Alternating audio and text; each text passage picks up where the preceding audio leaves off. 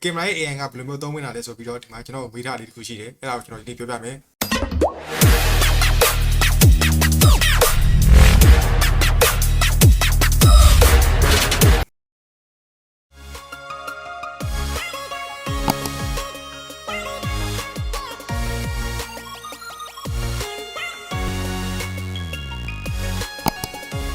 AI ရဲ့အရှိကောက်က artificial intelligence ကိုပြောတာမြန်မာလိုဆိုရင်တော့ဒါဉာဏ်ရည်တုလို့ခေါ်တယ်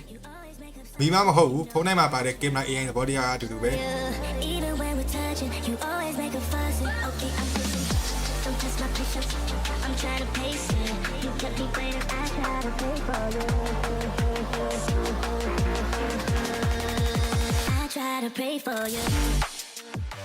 နားလိုက်လေအောင်ပြောမယ်ဆိုရင်သူက auto mode လို့ပဲ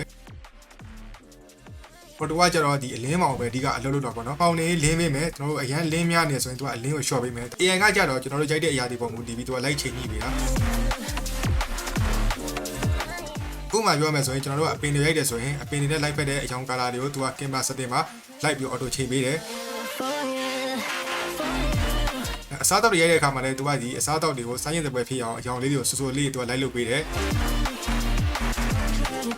selfie ရိုက်တယ်ဆိုရင်လည်းအဲ့လိုပဲတချို့ဖုန်းတွေမှာ AI beauty ဆိုပြီးတော့တက်တက်ပါသေးရပေါ့ကောင်းကင်မရိုက်ကျွန်တော်ရှုခင်းမရိုက် portrait မရိုက် AI ကိုဖွင့်ပြီးရိုက်မယ်ဆိုရင်သူကကိုရိုက်တဲ့အရာပေါ်မူတည်ပြီးတော့ကင်မရာ setting တွေကိုလိုက်ပြီးတော့ချိန်ပေးတယ် AI ကိုကင်မရာမှာနေမဟုတ်ဘူးထားနေရာတွေမှာလည်းအသုံးပြုတယ်